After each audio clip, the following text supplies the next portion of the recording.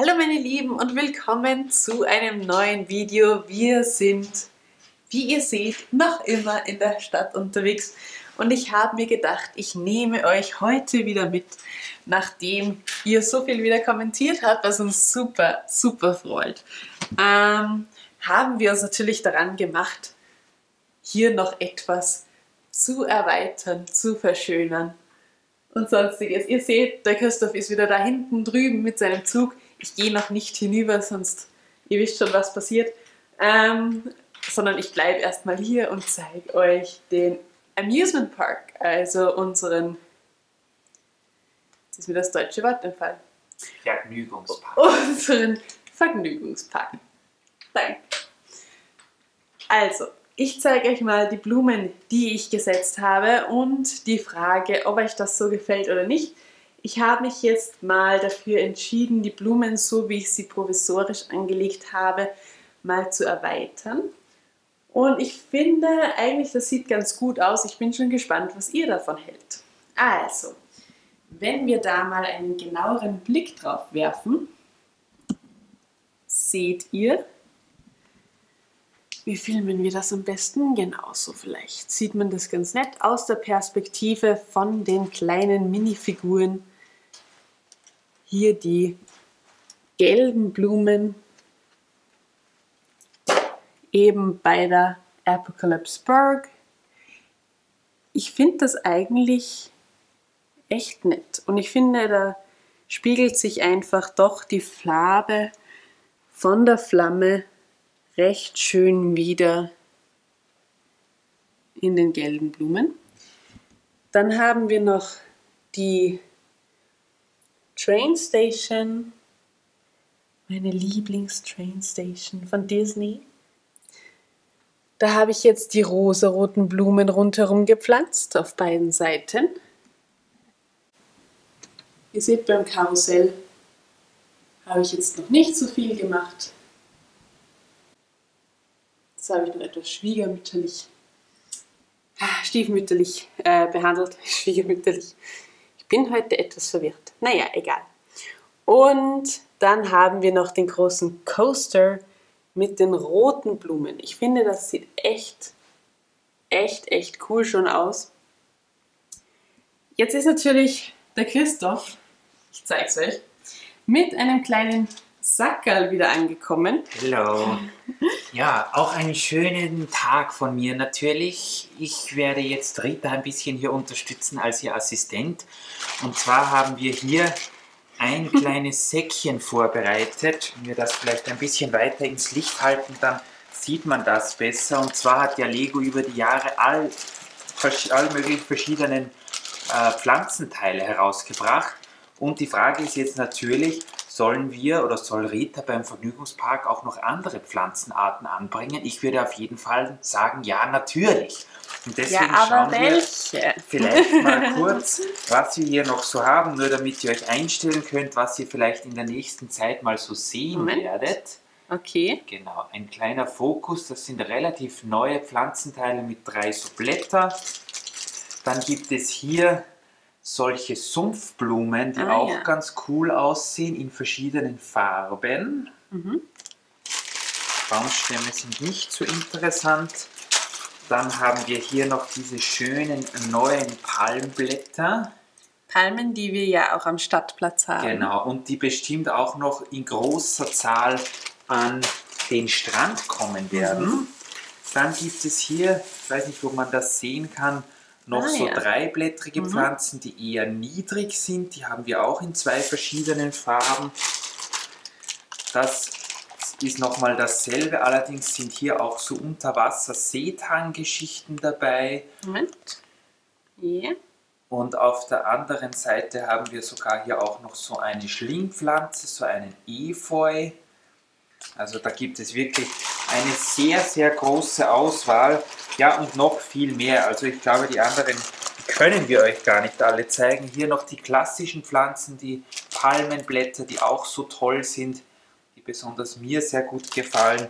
Und natürlich, was man gar nicht vergessen darf, wir haben auch noch ein paar ganz alte klassische Lego-Bäume als ja, die Steine und das Ganze vielleicht noch gar nicht erfunden waren, keine Ahnung. Also ihr seht, die Auswahl ist enorm. Ja. Sie ist adäquat für das Projekt, das wir angehen. Das ist doch ganz klar. So nennt man das. Und die Frage jetzt eben, was sollen wir jetzt weiter noch machen? Ich finde, wie gesagt, das mit den Blumen schon recht schön, aber habt ihr vielleicht noch irgendwelche Tipps, was wir noch machen können? Das wäre auf jeden Fall super. Was mir jetzt auch noch eingefallen ist, ganz wichtig, es ist eine gute Frage gekommen in den Kommentaren. Nämlich nicht nur 2 Fragen. Nämlich nicht nur, wie viele Einwohner unsere Stadt hat. Das wissen wir selbst noch nicht. Sie ist noch nicht fertig. Wir haben noch keine Volkszählung gemacht, werden wir aber durchführen, sobald jeder seine eigene Wohnung hat hier von unseren Minifiguren. Ganz sicherlich, da senden wir dann einen Brief aus. Wir werden die Figuren mal zählen oder das kann irgendjemand machen, der Lust drauf hat. Wir wissen noch nicht, ob wir das jemals machen werden. Nicht. Und die zweite Frage, die wirklich zu klären, die geklärt werden muss. Wieso nicht mehr Züge fahren? Nein. Wieso noch keine Monorail fährt? Das wäre auch eine gute Frage. Aber nein, welchen Namen unsere Stadt hat. Ach so, und ich ja, muss stimmt. sagen, wir haben keinen noch. Das wissen wir noch gar nicht. Wir haben uns schon viel Gedanken gemacht, ja. aber wir wissen keinen guten Namen für die Nein. Stadt.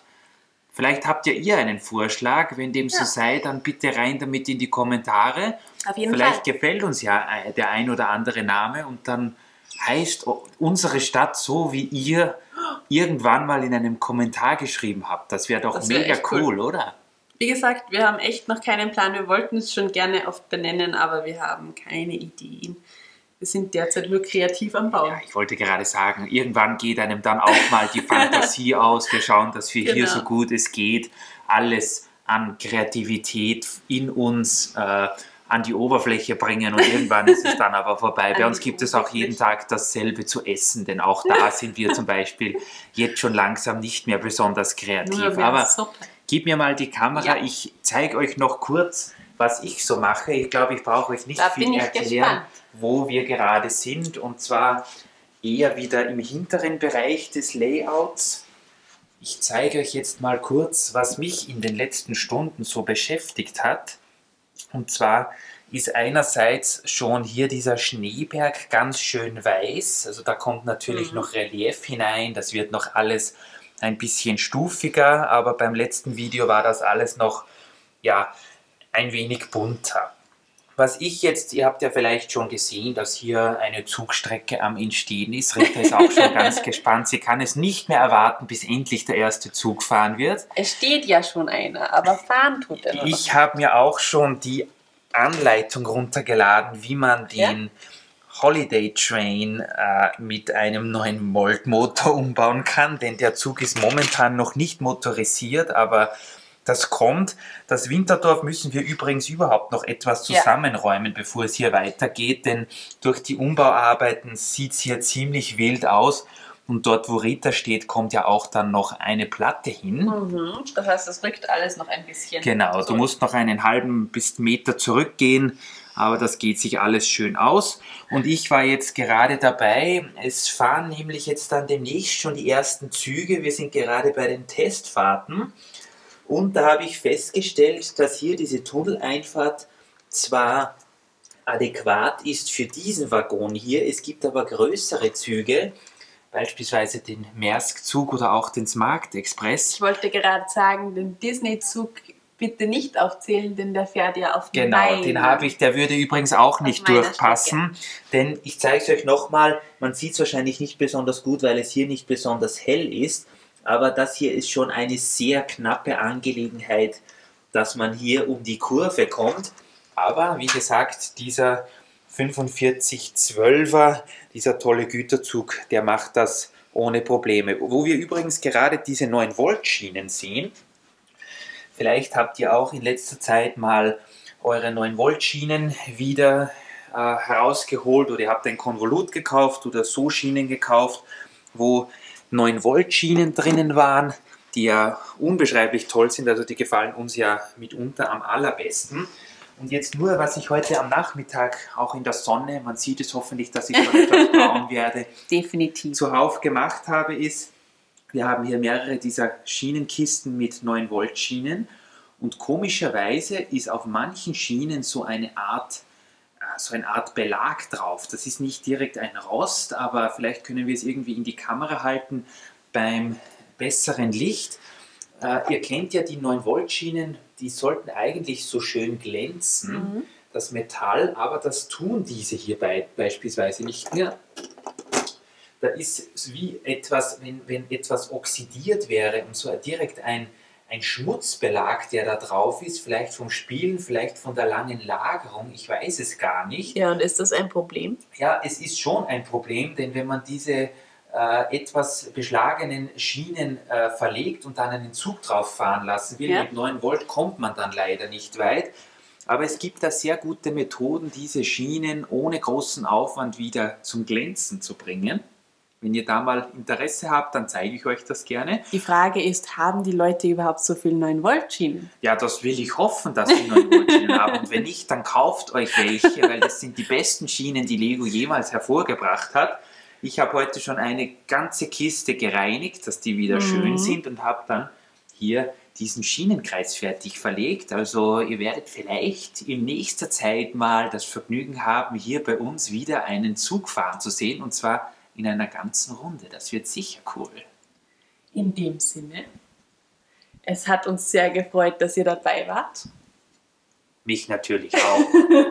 Wir werden jetzt hier noch ein bisschen weiterbauen und schauen, damit das bald fertig ist und damit wir bald die Züge damit zeigen wir können. nicht nur um den heißen Brei reden, sondern euch auch wieder mal was zeigen können. Genau. Ganz klar. Genau, so machen wir das.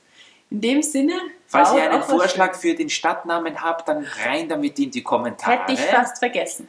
Genau. Und sonst natürlich auch alles in die Kommentare, was euch beschäftigt. Und vielen Dank fürs Zusehen. Und danke fürs Kommentare schreiben. Bis bald. Tschüss. Tschüss.